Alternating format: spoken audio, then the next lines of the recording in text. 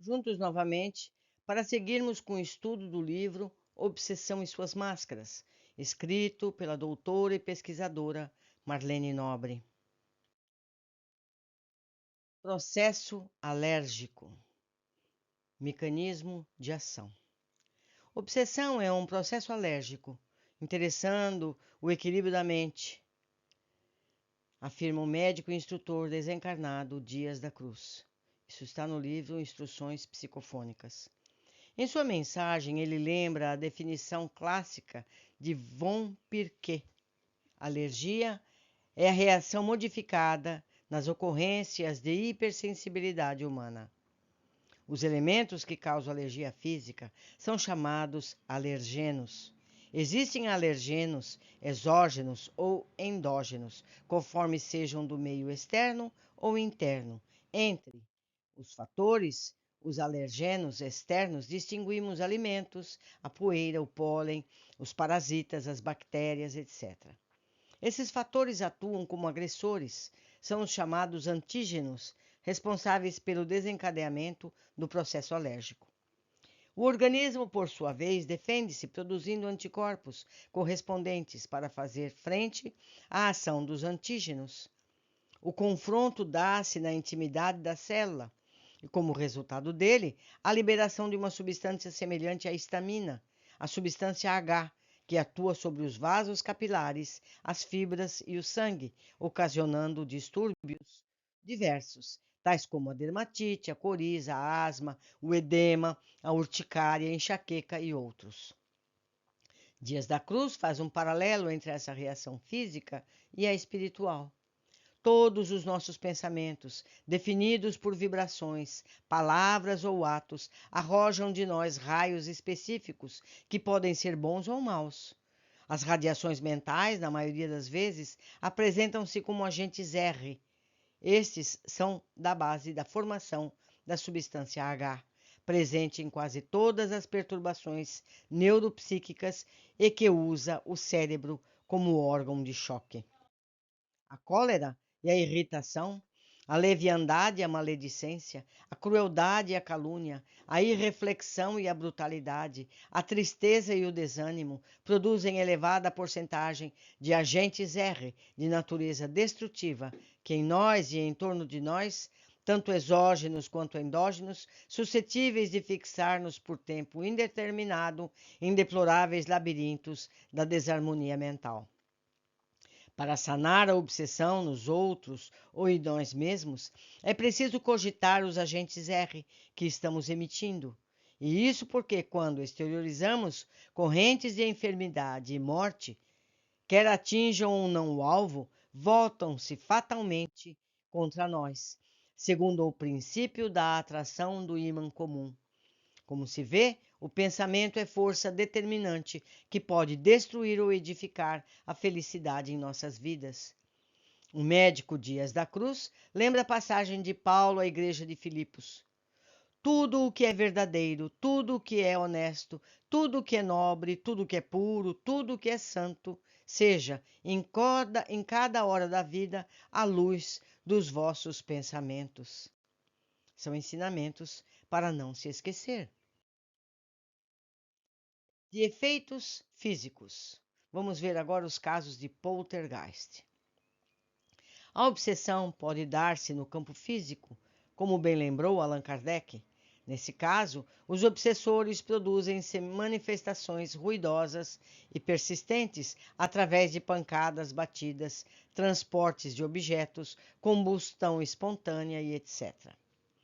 De vez em quando, os jornais estão noticiando casos assim, em que pedras são atiradas sobre o telhado e os moradores da casa quebrando vidraças, panelas e utensílios voam pelos aposentos, pratos e xícaras espatifam-se no chão, poltronas, armários e até colchões de bebê pegam fogo espontaneamente.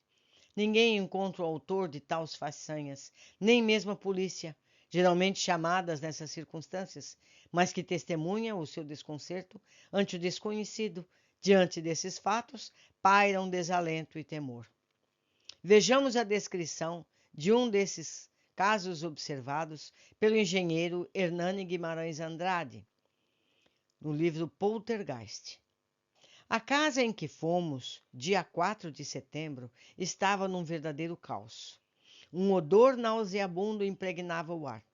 As roupas haviam entrado em combustão espontânea por várias vezes, restando um mínimo incapaz de agasalhar devidamente as 8 crianças e os 6 adultos ali residentes. 8 colchões, 10 cobertores e um sem número de colchas, lençóis, travesseiros, etc., já haviam sido carbonizados. Nem um só vidro inteiro restava nos caixilhos das janelas. As telhas partidas propiciavam goteiras, inundando todos os cômodos. Uma autêntica desolação. Aquele sofrimento coletivo já estava entrando em seu 7º mês.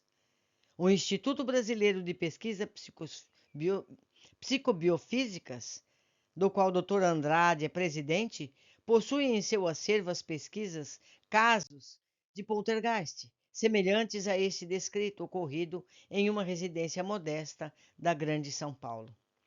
Poltergeist é uma palavra de origem alemã, composta de 2 vocábulos, polter, fazer barulho, e geist, espírito.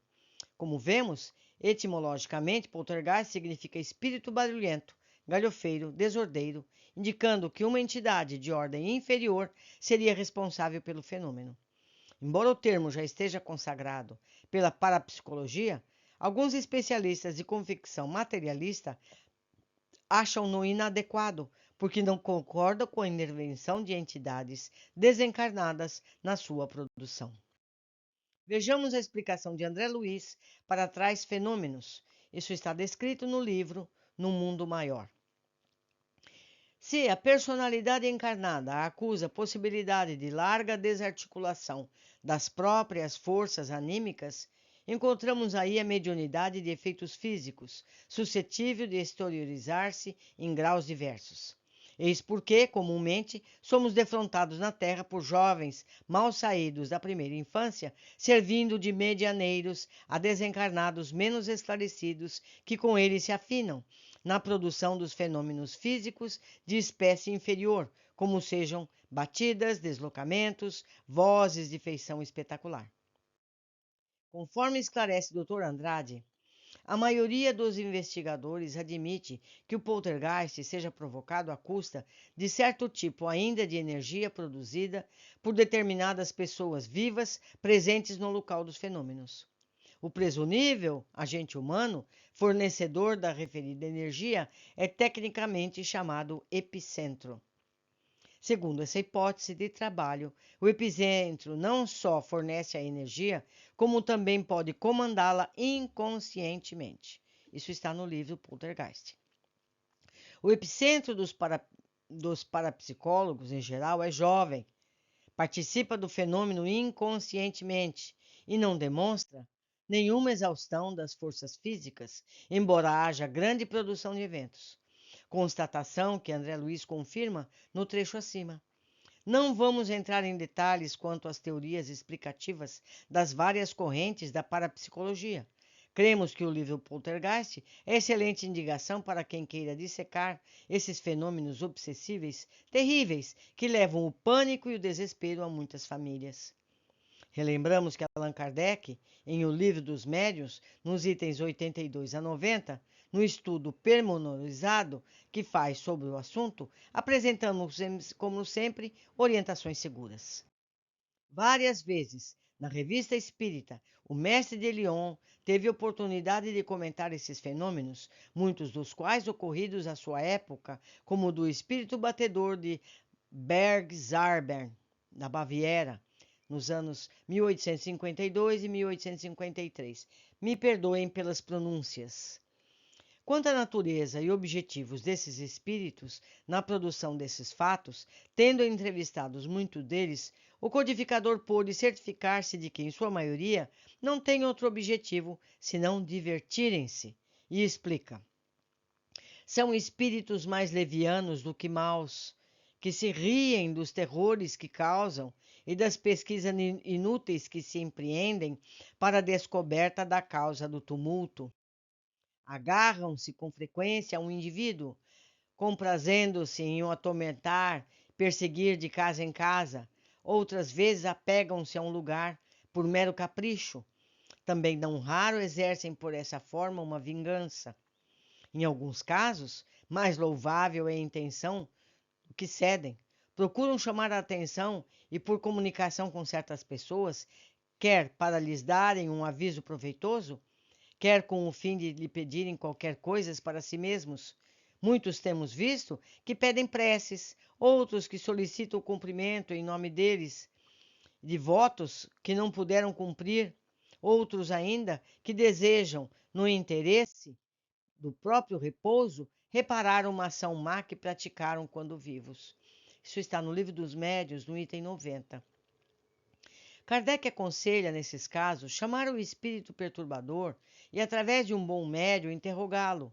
Pelas respostas, veremos imediatamente com quem estamos tratando e agiremos conforme o caso. Livro dos Médiuns, item 90, como já foi dito.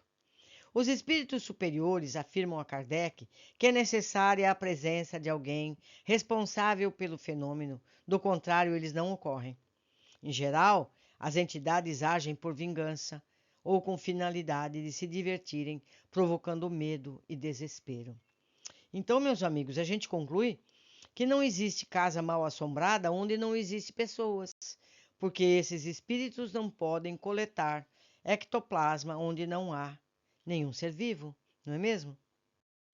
Nas pesquisas do Dr. Andrade, aparecem em muitos casos de magia, de trabalhos de quimbanda encomendados por encarnados para prejudicar pessoas. A esses propósitos vingativos, associam-se os desencarnados de condição inferior, escravizados nesse tipo de comércio de forças espirituais para satisfazerem apetites grosseiros da matéria. No poltergeist de Suzano, um dos 32 casos investigados e descrito no livro citado, as 4 condições propostas em seu modelo foram encontradas. Primeiro, o feiticeiro. 2, os agentes ou agentes incorpóreos. 3, práticas mágicas capazes de acionar os agentes incorpóreos.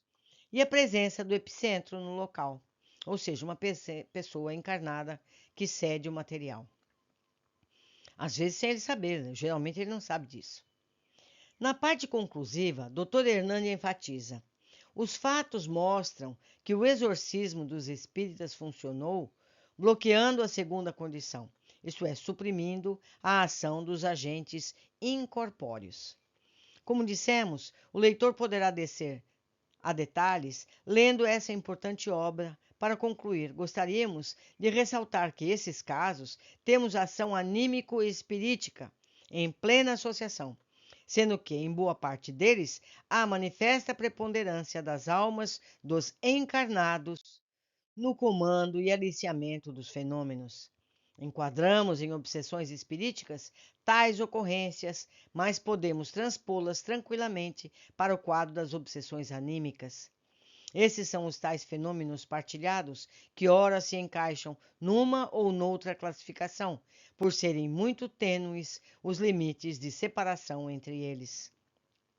Mas, como a ordem dos fatores não altera o produto, devemos considerá-los como uma terrível associação entre encarnados e desencarnados, com a formação de quadrilha organizada, tendo em vista uma ação vingativa conjunta. Assim, quando formos chamados a auxiliar nesses casos de poltergeist ou de obsessão por efeito físico, devemos estar sempre atentos para que alta porcentagem de participação de encarnados, buscando tanto quanto possível espalhar a excelência do Evangelho de Jesus, a fim de que o perdão entre os encarnados seja definitivo e a paz duradoura volte a reinar. Um capítulo muito esclarecedor, não é verdade?